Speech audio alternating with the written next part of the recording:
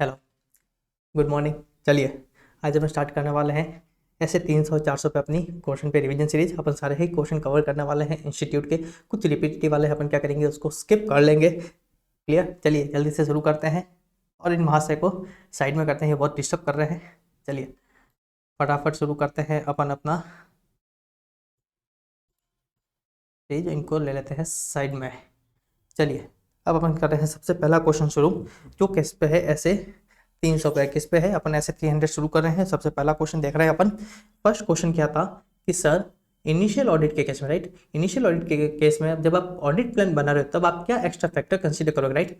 Planning जब आप करते हो तो इनिशियल ऑडिट के केस में आप क्या एक्स्ट्रा चीजें कंसीडर करोगे। तो ध्यान रखना, इनिशियल ऑडिट क्या होती है, पिछले साल ऑडिट हमने नहीं करी थी या फिर प्रीवियस ऑडिटर ने करी थी, किसी दूसरे ऑडिटर ने करी थी। क्लियर? तो ध्यान रखना, अब अगर इनिशियल ऑडिट का केस है तो ध्यान रखना ऐसे 510 एप्लीकेबल होता है, राइट। कौन सा एप्लीकेबल होता है? 510। तो उसकी जो भी रिक्वायरमेंट है ऑडिटर क्या करेगा, उनको भी कंसीडर करेगा प्लानिंग करते वक्त। दूसरा ऑडिटर क्या करेगा, जो प्रीवियस ऑडिटर था, राइट, क्या करेगा था, जो प्रीवियस ऑडिटर था ऑडिटर क्या करेगा, उससे कम्युनिकेशन करेगा, उससे नो ऑब्जेक्शन सर्टिफिकेट लेगा। क्लियर? तीसरा, हमने कोई सिग्निफिकेंट डिस्कशन किया था टीसीडब्ल्यूजी मैनेजमेंट के साथ, कोई मेजर इश्यू थे तो ऑडिटर क्या करेगा, उनको भी कंसीडर करेगा प्लानिंग करते वक्त। और अगर एसक्यूसी 1 के अकॉर्डिंग हमारी कोई पॉलिसी प्रोसीजर्स है in case of initial audit, auditor क्या करेगा, उनको भी कंप्लाई करेगा। ये चार चीजें ऑडिटर क्या करेगा, कंप्लाई करेगा प्लानिंग करते वक्त in case of initial audit engagement. Clear? ये भी चीज हमने अपनी रिवीजन सीरीज में कवर करी थी। अब अपन देख रहे हैं next question. Clear? Next question क्या है, सिंपल सा, यहाँ पे भी बहुत लंबी रामायण है और बाद में सिंपल सा क्वेश्चन पूछा है। क्या क्वेश्चन पूछा है कि ऑडिटर क्या फैक्टर कंसीडर करेगा in order to determine risk जो है वो सिग्निफिकेंट रिस्क है या नहीं। मतलब सीधा सा पूछ रहा है कि रिस्क सिग्निफिकेंट रिस्क है या नहीं। तो ऑडिटर चेक करेगा क्या जो रिस्क है वो क्या फ्रॉड से रिलेटेड है, रिलेटेड पार्टी से रिलेटेड है, अनम्यूचुअल ट्रांजेक्शन से रिलेटेड है, या फिर जो रिस्क है वो रिलेटेड है in relation to significant economic development या फिर अकाउंटिंग डेवलपमेंट वगैरह, क्या उससे रिलेटेड वगैरह तो नहीं है, या फिर सिग्निफिकेंट अकाउंटिंग एस्टिमेट से रिलेटेड वगैरह तो नहीं है। क्लियर? ऑडिटर क्या करेगा, ये कुछ फैक्टर कंसीडर करेगा in order to determine risk significant risk है या नहीं। तो ये भी बहुत डायरेक्ट क्वेश्चन था। हम 315 का हम पहला क्वेश्चन देख चुके हैं। अब अपन देख रहे हैं सेकंड क्वेश्चन।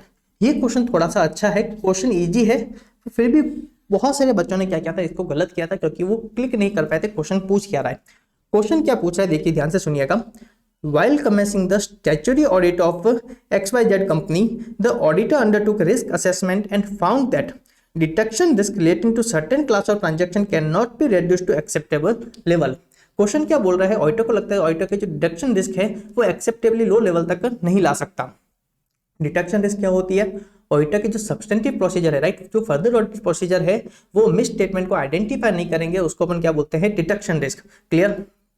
हमारा ऑब्जेक्टिव क्या है, ऑडिटर क्या करना है, रीजनेबल एश्योरेंस ऑब्टेन करना होता है, राइट। ऑडिटर क्या करना है, डिटेक्शन रिस्क को एक्सेप्टेबली लो लेवल पे लाना होता है।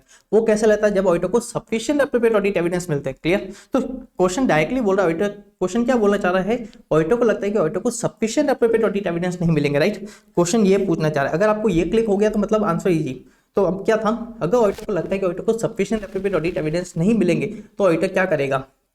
तो ध्यान रखना, अगर जो मटेरियल मिस स्टेटमेंट है अगर वो परवेजिव नेचर की है तो ऑडिटर क्या करेगा, डिस्क्लेमर देगा। और अगर वो परवेजिव नेचर की नहीं है तो ऑडिटर क्या करेगा, क्वालिफाइड देगा। सिंपल सा आंसर ये था, बस आपको क्लिक होना चाहिए था कि इसका क्वेश्चन कहना क्या चाह रहा है। तो देखिए लास्ट में आपको यही कंक्लूजन देना था कि अगर रिस्क को एक्सेप्टेबली लो लेवल तक रिड्यूस नहीं किया जा सकता, मतलब ऑडिटर रीजनेबल एश्योरेंस ऑब्टेन नहीं कर पाता या फिर ऑडिटर को सफिशिएंट एप्रोप्रिएट ऑडिट एविडेंस नहीं मिलेंगे, तो ऑडिटर क्या करेगा, या तो ऑडिटर क्वालिफाइड ओपिनियन देगा या फिर ऑडिटर क्या करेगा, डिस्क्लेमर ऑफ ओपिनियन देगा। क्लियर? तो इस क्वेश्चन को मार्क करना, एक बार आप वापस खुद से रीड करना, इजी क्वेश्चन है। थर्ड क्वेश्चन बहुत डायरेक्ट क्वेश्चन है, आपको बताना है इंफॉर्मेशन सिस्टम से रिलेटेड कुछ रिस्क आपको बतानी है जो पोज करता है। क्लियर? इंफॉर्मेशन सिस्टम के कुछ बेनिफिट है, कुछ रिस्क है, हमको क्या करा है, रिस्क बताने, जैसे कि डेटा की इनएक्यूरेट प्रोसेसिंग करना, या फिर गलत डेटा को प्रोसेस करना, या फिर अनऑथराइज चेंजेस करना, या फिर अनऑथराइज डिस्ट्रक्शन हो जाना, या फिर एक्सेस से बियॉन्ड ऑथराइज। ठीक है, जितना हमको एक्सेस दिया हम क्या कर रहे हैं उससे ज्यादा है ना एक्सेस कर रहे हैं। क्लियर? इस टाइप से कुछ क्या थी, रिस्क थी इंफॉर्मेशन सिस्टम की जो हमको बतानी थी। क्लियर? ओके, ये क्वेश्चन भी अच्छा है। यहाँ पे भी क्या था, ओके सॉरी, ये तो बहुत डायरेक्ट क्वेश्चन है, सिंपल सा क्वेश्चन है। क्या था, what should be the consideration of the auditor to assess risk of material misstatement and his response to such risk. Clear? Auditor क्या क्या फैक्टर करते हैं, तो ऑडिटर सबसे पहले क्या करेगा, एंटिटी जब अंडरस्टैंडिंग लेगा तो ऑडिटर क्या करेगा, जो रिस्क ऑफ मटेरियल मिसस्टेटमेंट है उसको क्या करेगा, ऑडिटर आइडेंटिफाई करेगा, असेस करेगा। ऑडिटर फिर क्या करेगा, उसका पोटेंशियल इफेक्ट देखेगा, देखेगा मटेरियल है या परवेजिव है। फिर ऑडिटर क्या देखेगा, व्हाट कैन गो रॉन्ग, अगर वो ऑकर हो जाती है रिस्क तो उससे क्या होगा, लॉस होने की क्या है ना मैक्सिमम कैपेसिटी क्या है। फिर ऑडिटर क्या करेगा, लाइक्लीहुड ऑफ ऑकरेंस देखेगा, उसके रिस्क के ऑकर होने के चांसेज क्या है। तो ये भी बहुत डायरेक्ट क्वेश्चन था। और ध्यान रखना, अब इसका जो नेक्स्ट क्वेश्चन था जहां पे बच्चों ने पूरा आंसर नहीं लिखा, वो था ऐसे 330 के अकॉर्डिंग। पहला तो पूछा है कि सर आप रिस्क को असेस करते हुए क्या क्या फैक्टर कंसीडर करोगे, और दूसरा आप रेस्पॉन्स डिजाइन करते राइट, ऐसे 330 के अकॉर्डिंग जब अपना रेस्पॉन्स डिजाइन करोगे क्लियर, तब आप क्या क्या फैक्टर कंसीडर करोगे। तो हम जब अपने रेस्पॉन्स डिजाइन करेंगे ऐसे 330 के अकॉर्डिंग अपने फर्दर ऑडिट प्रोसीजर, तब ऑडिटर दो चीजें कंसीडर करता है। पहला तो ऑडिटर देखता है ऑडिटर ने क्या रीजन कंसीडर किए थे जब ऑडिटर ने पर्टिकुलर रिस्क को असेस करी थी। पर्टिकुलर ऑडिटर दो चीजें कंसीडर करेगा, पहला तो उनका लाइक्लीहुड ऑफ ऑकरेंस क्लियर, उनके ऑकर होने के क्या चांसेस है, और दूसरा ऑडिटर चेक करेगा क्या ऑडिटर ने जो रिस्क के रिलेटेड कंट्रोल थे क्या ऑडिटर ने उनको भी कंसीडर किया था। क्योंकि अगर ऑडिटर ने कंसीडर किया था तो ऑडिटर को क्या करना पड़ेगा, उनको टेस्ट करना पड़ेगा, ऑडिटर चेक करना पड़ेगा उनकी इफेक्टिव है ना, और क्या वो इफेक्टिवली ऑपरेट कर रहे हैं या नहीं कर रहे। दूसरा ऑडिटर चेक करेगा कि क्या ऑडिटर ने हायर रिस्क तो असेस नहीं करी थी, क्योंकि अगर हायर रिस्क असेस करी थी तो ऑडिटर क्या करना पड़ेगा, और ज्यादा ऑडिट प्रोसीजर परफॉर्म करने पड़ेंगे, ऑडिटर को क्या करना पड़ेगा, हायर परचेज ऑडिट एविडेंस से कलेक्ट करने पड़ेंगे। क्लियर, तो ऑडिटर ये दो चीजें कंसिडर करेगा, पहला तो रीजन और दूसरा ऑडिटर चेक करेगा हायर रिस्क तो ऑडिटर ने असेस नहीं करी थी। क्लियर, ऑडिटर इन बेसिस पे क्या करता है, अपने फर्दर ऑडिट प्रोसीजर डिजाइन करता है। तो इजी क्वेश्चन था, तो दो स्टैंडर्ड का आपको रेफरेंस देना था, एक तो ऐसे 315 और एक ऐसे 330। अब ये क्वेश्चन बहुत सिंपल है, डायरेक्ट क्वेश्चन है। ऑडिटर, हम क्या देखते हैं, ऑडिटर क्या करता है, जो क्लाइंट का जो बिजनेस है ऑडिटर क्या करता है, उसकी अंडरस्टैंडिंग लेता है, उसकी नॉलेज लेता है। तो ऑडिटर उसमें क्या क्या है ना चीज़ों की अंडरस्टैंडिंग लेगा। तो पहला तो ऑडिटर उसकी इंडस्ट्री के ना अंडरस्टैंडिंग लेगा, कौन सी इंडस्ट्री से बिलोंग करती है। ऑडिटर क्या करेगा, नेचर ऑफ एंटिटी देखेगा, उसके ऑपरेशन किस टाइप के हैं। ऑडिटर उसकी अकाउंटिंग पॉलिसी देखेगा। क्लियर, ऑडिटर उसके ऑब्जेक्टिव स्ट्रेटेजी वगैरह देखेगा। ऑडिटर क्या करेगा, फाइनेंशियल स्टेटमेंट है उसको रिव्यू करेगा, उसको मेजरमेंट करेगा। क्लियर, ऑडिटर इन बेसिस पर ऑडिटर क्या करता है, क्लाइंट के बिजनेस का नॉलेज लेता है। क्लियर, तो ये भी डायरेक्ट क्वेश्चन था, इंटर लेवल का क्वेश्चन था। ये भी डायरेक्ट क्वेश्चन है, क्या पूछा है, major source of opening information, आपको क्लाइंट के बिजनेस के रिगार्डिंग आपको इंफॉर्मेशन कहां से मिलेगी।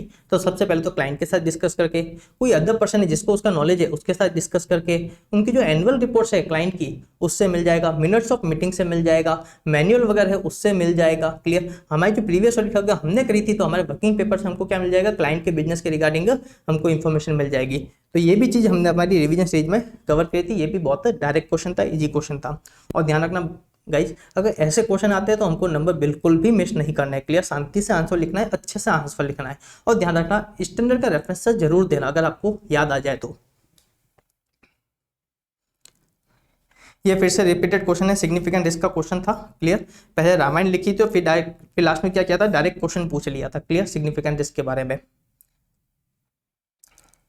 अब अपन नेक्स्ट स्टैंडर्ड शुरू कर रहे हैं ऐसे 320, कौन सा है, मटेरियलिटी वाला। क्लियर, तो ये भी डायरेक्ट क्वेश्चन था, हमको बताना था ऑडिटर, ऑडिटर क्या करता है, बेंचमार्क सेट करता है मटेरियलिटी के लिए। तो ऑडिटर क्या फैक्टर कंसीडर करेगा in order to determine appropriate benchmark, auditor क्या फैक्टर कंसीडर करेगा। तो जैसे कि item of financial statement, asset है, लाइबिलिटी है, इनकम है, एक्सपेंस क्या है। Clear, life cycle of entity auditor देखेगा। क्लियर, ऑडिटर देखेगा एंटिटी का क्या फाइनेंशियल स्ट्रक्चर। क्लियर, वो डेट है, इक्विटी बेस है, या फिर क्या है, दोनों का कंपोजिट है। क्या ऐसा कोई फाइनेंशियल स्टेटमेंट का आइटम है जहाँ पे यूजर्स ऑफ फाइनेंशियल स्टेटमेंट का क्या होता है, यूजर्स का क्या होता है, स्पेसिफिक अटेंशन वगैरह होता है। क्लियर, अगर ऐसा कोई आइटम है तो ऑडिटर क्या करेगा, उनको भी कंसीडर करेगा। ऑडिटर इन बेसिस पर ऑडिटर क्या करता है, इनिशियली क्या करता है, बेंचमार्क को परसेंटेज के बेसिस में ना डिसाइड करता है। क्लियर, तो ये भी बहुत डायरेक्ट क्वेश्चन था, हमने इसको भी अच्छे से डिस्कस किया था अपनी रिवीजन सीरीज में। नेक्स्ट क्वेश्चन भी बहुत इजी है, मैं इसका आपको बेसिक मीनिंग बता देता हूँ क्या क्वेश्चन था। क्वेश्चन क्या था, ऑडिटर ने है ना एक कंपनी की ऑडिट स्टार्ट करी, और ऑडिट स्टार्ट इनिशियल लेवल पर ऑडिटर ने क्या किया, एक मटेरियलिटी लेवल सेट किया। अब ऑडिट करते वक्त ऑडिटर को क्या हुआ, कुछ नई इंफॉर्मेशन मिली। अब ऑडिटर पूछ रहा है कि क्या, ऑडिटर पूछ रहा है क्वेश्चन